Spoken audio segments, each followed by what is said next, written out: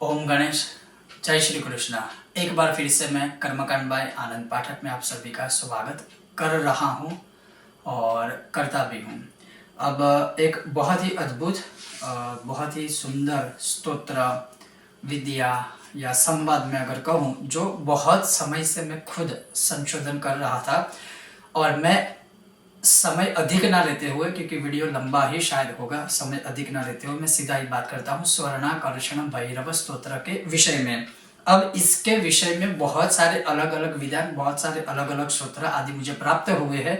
समय समय के साथ में एक एक उस विद्या या स्तोत्र को उजागृत करता रहूंगा, लेकिन जो मूल रूप से नंदिकेश्वर भगवान और दत्तात्रेय जी के संवाद से उजागृत हुआ जो स्वर्ण आकर्षण भैरव स्तोत्र है, जो बहुत ही प्रसिद्ध है।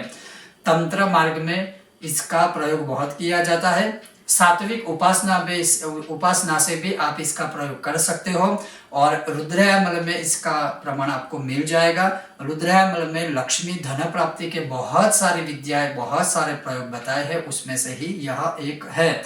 और इसके अलग अलग भागों में इसके 3 भाग हैं।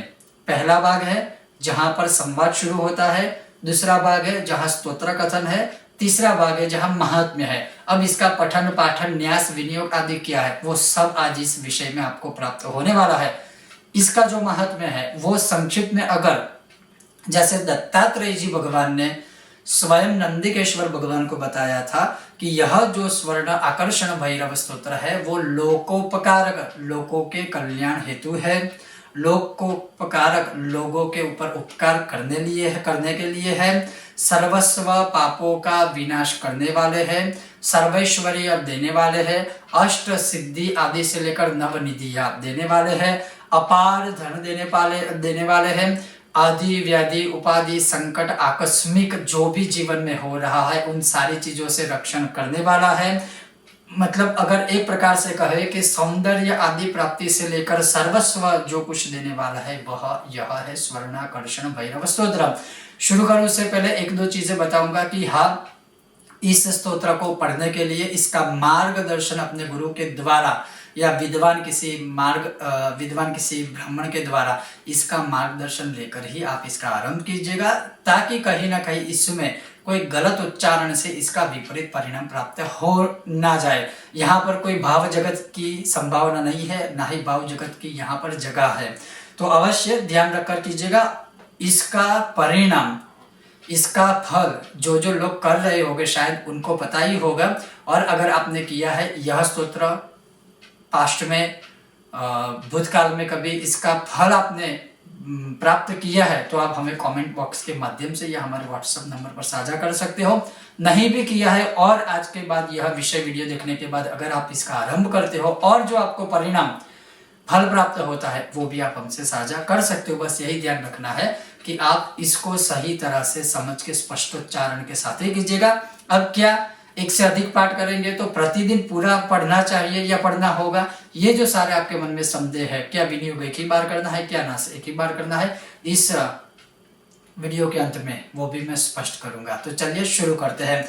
तो सबसे पहले स्वर्णाकर्षण भैरव स्तोत्र पढ़ने के लिए क्या घर में भैरव जी की मूर्ति होनी चाहिए? जी नहीं, कुछ भी आवश्यकता नहीं है। आपके घर में जो भी आपके देवी देवता है वही रखिए, कुछ करने की आवश्यकता नहीं है। हाँ, मैं ये अवश्य कहूंगा कि जब आप यह स्तोत्र करते हो या इसका अनुष्ठान करते हो या करवाते हो तो अवश्य गौ माता के घी का दीपक प्रज्वलित कीजिए और साथ में विशेष रूप से सरसों के तेल का भी एक दीपक प्रज्वलित कीजिएगा। बस ये है। जब तक आप ये करते हो, अच्छा धूप जो है प्रज्वलित करना चाहते हो तो वो भी कर सकते हो और फिर इसके पाठ का आरंभ करना है। सबसे पहले इसका जो संवाद हुआ था भगवान के बीच, दोनों भगवान के बीच, वह है, वहां से शुरुआत होती है और वो ये है। ओम भगवन् प्रमथाधीश शिवतुल्य पराक्रम पूर्व मुक्तस्त्वया मंत्रो भैरवस्य महात्मनः इदानीं श्रोतुमिच्छामि तस्य स्तोत्रम् अनुत्तमम् तत्केनोक्तं पुरा स्तोत्रं पठनात् तस्य किं फलम् तत्सर्वं श्रोतुमिच्छामि ब्रूहि मे नन्दिकेश्वर। नन्दिकेश्वर उवाच अयं प्रश्नो महाभाग लोकानाम् उपकारकः स्तोत्रं वटुकनाथस्य दुर्लभं भुवनत्रये सर्वपापप्रशमनं सर्वसम्पत्प्रदायकं दारिद्र्यनाशनं पुंसाम् आपदाम् अपहारकम् अष्टैश्वर्यप्रदं नृणां पराजय विनाशनं महाकीर्तिप्रदं पुंसाम् असौन्दर्य विनाशनं स्वर्णाद्यष्ट महासिद्धि प्रदायकम् अनुत्तमं भुक्तिमुक्तिप्रदं स्तोत्रं भैरवस्य महात्मनः महाभैरवभक्ताय सेविने निर्धनाय च निजभक्ताय वक्तव्यम् अन्यथा शापमाप्नुयात् स्तोत्रमेतद् भैरवस्य ब्रह्मविष्णु शिवात्मकं शृणुष्व रुचितो ब्रह्मन् सर्वकामप्रदायकम्। यहाँ पर यह संवाद है और अब इसका विनियोग है। विनियोग के लिए जैसे मैंने बहुत बार बोला है, आप चाहो तो किसी भी चम्मच में, पात्र में, आचमन में आप जल धारण करके विनियोग रख सकते हो। फिर वो जो जल है वो पवित्र जगह पर विसर्जित कीजिएगा। जल ना पकड़ के सीधा भी आप चाहो तो विनियोग पढ़ सकते हो। और इसका विनियोग ये है, ओम अस्य श्री स्वर्णाकर्षण भैरव स्तोत्र मंत्रस्य ब्रह्मा ऋषिः अनुष्टुप छन्दः स्वर्णाकर्षण भैरव परमात्मा देवता ह्रीं बीजं क्लीं शक्तिः सह कीलकं मम सर्वकाम सिद्ध्यर्थे पाठे विनियोगः। अधन्यासः, अब न्यास करने हैं। जैसे मैं न्यास दिखा रहा हूँ उसी प्रकार से आपको हूबहू न्यास करने हैं। ओम ब्रह्मर्षये नमः शिरसि अनुष्टुप छंदसे नमः मुखे स्वर्णाकर्षण भैरव परमात्मने नमः हृदये ह्रीं बीजाय नमः गुह्ये गुप्त भाग को स्पर्श करके हाथ अपना धो दीजिए पानी से, जल से। ओम क्लीं शक्तये नमः पादयोः, दोनों पैरों को स्पर्श कीजिए। सह कीलकाय नमः नाभो, अपनी नाभि को स्पर्श कीजिए। विनियोगाय नमः, ऐसे सभी अंगों का समावेश कीजिए। सर्वांगे, इस प्रकार से सबसे पहले ऋषियादि न्यास है, इसके बाद फिर आते हैं कर न्यास। हराम अंगुष्ठाभ्यां नमः, ह्रीं तर्जनीभ्यां नमः, ह्रूं मध्यमाभ्यां नमः, हरैमनामिकाभ्यां नमः, हरौं कनिष्ठिकाभ्यां नमः, रहकरतलकर पृष्ठाभ्यां नमः। अब हृदयादि न्यास करने हैं। हराम हृदयाय नमः, ह्रीं शिरसे स्वाहा, ह्रूं शिखायै वषट, ह्रीं कवचाय हुं, हरौं नेत्रत्रयाय वौषट, रह अस्त्राय फट। बस इस प्रकार के न्यास करके फिर सबसे पहले ध्यान धरना है। ओम पारिजात द्रुमांतारे स्थिते माणिक्य मंडपे सिंहासनगतं वंदे भैरवं स्वर्णदायकं गांगेय पात्रं डमरुं त्रिशूलं वरं करहि संदधतं त्रिनेत्रम दिव्यां युतं तप्त सुवर्णवर्ण स्वर्णाकृशं भैरवमाश्रयामि। ओम नमस्ते भैरवाय ब्रह्म विष्णु शिवात्मने नमस्त्रैलोक्यवन्द्याय वरदाय वरात्मने रत्नसिंहासनस्थाय दिव्याभरणशोभिने दिव्यमाल्य विभूषाय नमस्ते दिव्यमूर्तये नमस्ते अनेकहस्ताय अनेकशिरसे नमः नमस्ते अनेकनेत्राय अनेकविभवे नमः नमस्ते अनेककण्ठाय अनेकांशाय ते नमः नमस्ते अनेकपार्श्वाय नमस्ते दिव्यतेजसे अनेकायुधयुक्ताय अनेकसुरसेविने अनेकगुणयुक्ताय महादेवाय ते नमः नमो दारिद्र्यकालाय महासम्पत्प्रदायिने श्रीभैरवी संयुक्ताय त्रिलोकेशाय ते नमः दिगंबर नमस्तुभ्यं दिव्यांगाय नमो नमः नमस्तु दैत्यकालाय पापकालाय ते नमः सर्वज्ञाय नमस्तुभ्यं नमस्ते दिव्यचक्षुषे अजिताय नमस्तुभ्यं जितामित्राय ते नमः नमस्ते रुद्ररूपाय महावीराय ते नमः नमोस्त्वनन्तवीर्याय महाघोराय ते नमः नमस्ते घोरघोराय विश्वघोराय ते नमः नमः उग्राय शान्ताय भक्तानां शान्तिदायिने गुरवे सर्वलोकानां नमः प्रणवरूपिणे नमस्ते वाग्भवाख्याय दीर्घकामाय ते नमः नमस्ते कामराजाय योषितकामाय ते नमः दीर्घमाया स्वरूपाय महामायाय ते नमः सृष्टिमाया स्वरूपाय विसर्गसमयाय ते सुरलोक सुपूज्याय आपदुद्धारणाय च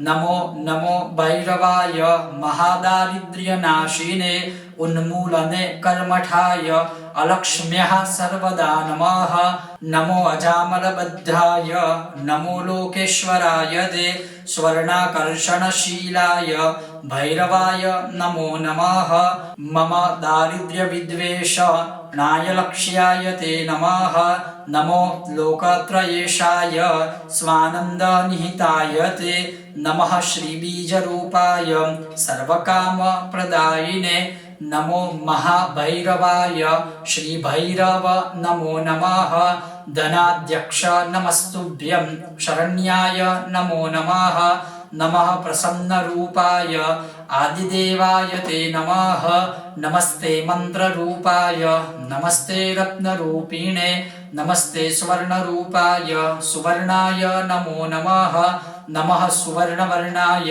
महापुण्याय ते नमः नमो शुद्धाय बुद्धाय नमः संसारतारिणे नमो देवाय गुह्याय प्रचलाय नमो नमः नमस्ते बालरूपाय परेशाम्बलनाशिने नमस्ते स्वर्णसंस्थाय नमो भूतलवासिने नमः पातालवासाय अनाधाराय ते नमः नमो नमस्ते शान्ताय अनन्ताय नमो नमः द्विभुजाय नमस्तुभ्यं भुजत्रय सुशोभिने नमो अणिमादिसिद्धाय स्वर्णहस्ताय ते नमः पूर्णचन्द्र प्रतीकाश वदनाम्बोजशोभिने नमस्तेस्तु स्वरूपाय स्वर्णालंकार शोभिने नमः स्वर्णाकर्षणाय स्वर्णभाय नमो नमः नमस्ते स्वर्णकण्ठाय स्वर्णाम्बरधारिणे स्वर्णसिंहासनस्थाय स्वर्णपादाय ते नमः नमः स्वर्णाभपादाय स्वर्णकाञ्ची सुशोभिने नमस्ते स्वर्णजङ्गाय भक्तकामदुगात्मने नमस्ते स्वर्णभक्ताय कल्पवृक्षस्वरूपिणे चिन्तामणि स्वरूपाय नमो ब्रह्मादिसेविने कल्पद्रुमाद्गः संस्थाय बहुस्वर्णप्रदायिने नमो हेमाकर्षणाय भैरवाय नमो नमः स्तवे नानेन संतुष्टो भवलोकेश भैरव पश्य मं करुणादृष्ट्या शरणागतवत्सल। ये मूल पाठ था। अब इसका तीसरा जो भाग है, जो फलश्रुति है, वह सुनिए। श्री महाभैरवस्येदं स्तोत्रमुक्तं सुदुर्लभं मंत्रात्मकं महापुण्यं सर्वैश्वर्यप्रदायकं यः पठेन् नित्यमेकाग्रं पातकैः स प्रमुच्यते लभते महतीं लक्ष्मीम् अष्टैश्वर्यमवाप्नुयात् चिन्तामणिमवाप्नोति धेनुं कल्पतरुं ध्रुवं स्वर्णराशिमवाप्नोति शीघ्रमेव स मानवः त्रिसन्ध्यं यः पठेत् स्तोत्रं दशावृत्त्या नरोत्तमः स्वप्ने श्रीभैरवस्तस्य साक्षात् भूत्वा जगद्गुरुः स्वर्णराशिं ददत्यस्मै तत्क्षणं नास्ति संशयः अष्टावृत्त्या पठेद् यस्तु सन्ध्यायां वा नरोत्तमः लभते सकलान् कामान् सप्ताहान्नत्र संशयः सर्वदा यः पठेत् स्तोत्रं भैरवस्य महात्मनः लोकत्रयं वशीकुर्याद् अचलं श्रियमाप्नुयात् न भयं विद्यते क्वापि विषभूतादिसम्भवं म्रियन्ते शत्रवस्तस्य यलक्ष्मीनाशमाप्नुयात् अक्षयं लभते सौख्यं सर्वदा मानवोत्तमः अष्टपञ्चाशत् वर्णाढ्यो मन्त्रराजः प्रकीर्तितः दारिद्र्यदुःखशमनः स्वर्णाकर्षणकारकः य एनं सञ्जपेद्दीमन् स्तोत्रं वा प्रपठेत् सदा महाभैरवसायुज्यं स्वन्तकाले लभेत् ध्रुवम् इति श्रीरुद्रयामले तन्त्रे ईश्वर दत्तात्रेय संवाद स्वर्णाकर्षण भैरव स्तोत्रम संपूर्णम श्री भैरवार्पणमस्तु। अब यह स्तोत्र काफी लंबा है, बहुत लोगों को यह स्तोत्र लंबा लगेगा, लेकिन इसका महात्म्य भरपूर प्रचुर मात्रा में लिखा हुआ है। तंत्र शास्त्र में इसका महात्म्य बहुत बड़ा है। और जैसे इसी स्तोत्र में बहुत महात्म्य में कुछ लिखा हुआ है कि जब सारे उपाय काम ना आए तब यह उपाय या इस स्तोत्र का पाठ कर सकते हो। दरिद्रता निवारणता के लिए, दरिद्रता दोष निवारण हेतु, नवग्रह दोष निवारण हेतु, धन लक्ष्मी की प्राप्ति हेतु। और जैसा इसका नाम है, इसके पीछे कथाएं भी है कि स्वर्ण आकर्षण भैरव स्तोत्र, इस स्तोत्र के पाठ से जैसे कनकदारा स्तोत्र का महात्म्य था कि आदि गुरु शंकराचार्य ने जब कनकदारा स्तोत्र की रचना की तब सुवर्ण वर्षा हुई थी, यह कलयुग है, संभव नहीं है। वैसे ही इसी प्रकार से इस स्तोत्र का भी महात्म्य है। स्वर्णाकर्षण भैरव स्तोत्र के इस स्तोत्र के पाठ से सोना अवश्य प्राप्त होता ही है, मिलता ही है। लेकिन अगर इस युग की बात करें तो हम सोने की जगह पर यह भी मान सकते हैं कि हम सोने को अपने घर में रख सके, सोने को खरीद सके, ऐसी हमारी स्थिति इस स्तोत्र के पाठ से अवश्य बनती है। और यह इसके महात्म्य में लिखा हुआ है। अगर इसका पाठ कैसे किया करना है, कितने पाठ करना है, कैसे स्तोत्र को सिद्ध करना है, ये मैं आपको बताऊं, उससे पहले मैं बता दूं कि अगर आप एक पाठ से अधिक पाठ करते हो एक ही दिन में, तो आपको सिर्फ पहली बार ही पूरा संवाद, विनियोग, न्यास, ध्यान, मूल स्तोत्र और महात्म्य पढ़ना है। लेकिन जब आप एक से अधिक पाठ करते हो तब आपको जो मूल पाठ है, जहां से शुरुआत होती है, ओम नमस्ते भैरवाय ब्रह्म विष्णु शिवात्मने नमस्त्रैलोक्य वंद्याय वरदाय वरात्मने से लेकर जो तवे नानेन संतुष्टो भवलोकेश भैरव पश्चिमं करुणादृष्ट्या शरणागत वत्सल, मूल पाठ ये है। यहां तक ही करना है, यहां तक ही पढ़ना है। अगर एक से अधिक पाठ आप करते हो तो, एक ही पाठ करते हो तो न्यास सहित आपको यह पूरा प्रतिदिन पढ़ना है। एक से अधिक पढ़ते हो तो जैसे मैंने कहा कि पहले पाठ में ही न्यास विनियोग आदि करना है, फिर मूल पाठ ही पढ़ना है, फिर जब अंतिम पाठ पढ़ते हो तब पूरा आप पढ़ सकते हो। तो अब यह कब कर सकते हैं? तो किसी भी दिन से इसका आरंभ कर सकते हो अपनी कामना के अनुसार। फिर भी मैं कहूंगा कि जैसे गुरु पुष्यामृत योग है, रवि पुष्यामृत योग है, सूर्य ग्रहण है, नवरात्रि के 9 दिन आदि है, उसमें इसका आप आरंभ कर सकते हो। लेकिन मैं अगेन कहता हूं, इसका आरंभ करने से पहले इसको स्वयं अनुभव या स्वयं ही इसके ऊपर एक्सपेरिमेंट करने से पहले अपने गुरु है तो गुरु का मार्गदर्शन अवश्य लेना चाहिए। गुरु नहीं है तो किसी विद्वान ब्राह्मण का अवश्य मार्गदर्शन लेकर ही कीजिएगा। और यस, मैं ये यकीन के साथ आपको कहता हूं कि इस स्तोत्र का फल मिलता ही है। जैसे कनकदारा स्तोत्र है, जैसे श्री सूक्तम है, सांपटिक श्री सूक्तम आदि बहुत सारी विद्याएं हैं, उसी प्रकार से यह भी एक अमोघ विद्या है जो आपके सामने मैंने संशोधन करने के बाद प्रस्तुत की है। तो अवश्य आप इसका पाठ कर सकते हो।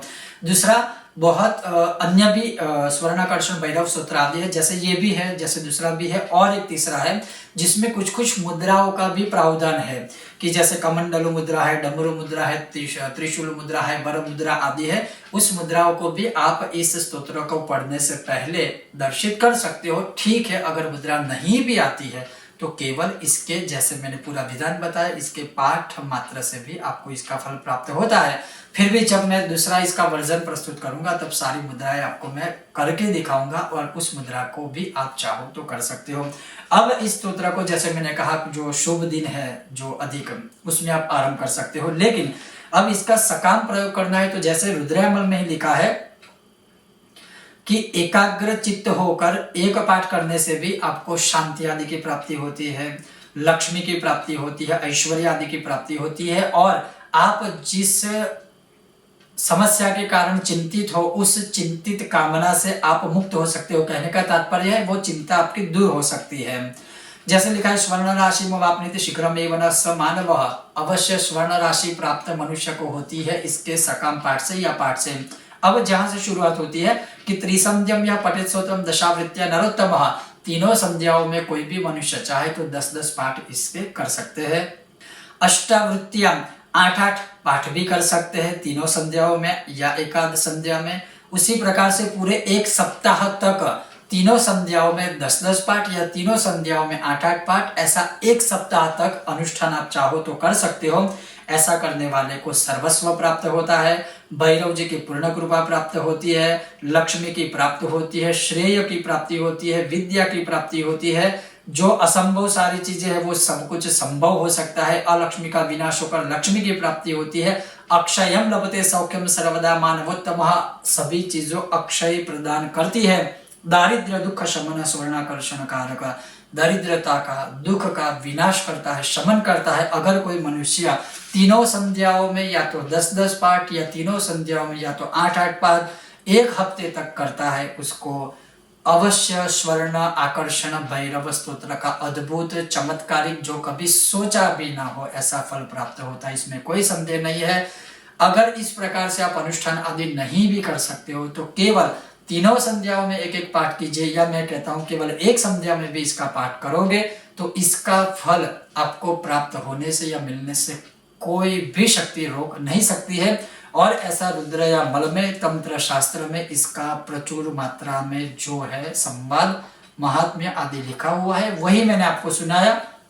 फिर भी कुछ जगहों पर आपको शब्दों में स्तोत्र के किसी किसी पंक्तियों में आपको भेद दिखाई दे सकता है, और इसीलिए मैं बहुत समय से इस पर संशोधन कर रहा था ताकि किसी भी जगह पर कोई गलती ना हो। और मेरे पास जो रुद्रायमल है प्राचीन है, मैंने सीधा ही रुद्रायमल में से ही लेकर आपके सामने प्रस्तुत किया है। फिर भी आपको जो उचित लगे उस प्रकार से आप उस स्तोत्र को लेकर इसका पाठ कर सकते हो। लेकिन हाँ, अगर इसका अनुष्ठान करते हो, इसका पाठ करते हो, इसका अनुभव कैसा रहता है आपके जीवन में, अवश्य हमारे साथ साझा कीजिएगा। ये था आज का विषय और वीडियो। बहुत जल्द ऐसे ही मिलते रहेंगे नए नए विषय और वीडियो के साथ। अवश्य अगर आपको विषय वीडियो पसंद आता है तो लाइक कीजिएगा, शेयर कीजिएगा। चैनल पर नए हो तो सब्सक्राइब करना मत भूलिएगा, ताकि आने वाले हमारे हर विषय और वीडियो की सूचना आपको प्राप्त हो सके। बहुत जल्द मिलते हैं नए विषय और वीडियो के साथ। तब तक देखते रहिए कर्मकांड बाय आनंद पाठक, और अपना और अपने परिवार का अवश्य ध्यान रखिएगा। ओम गणेश, हर हर महादेव।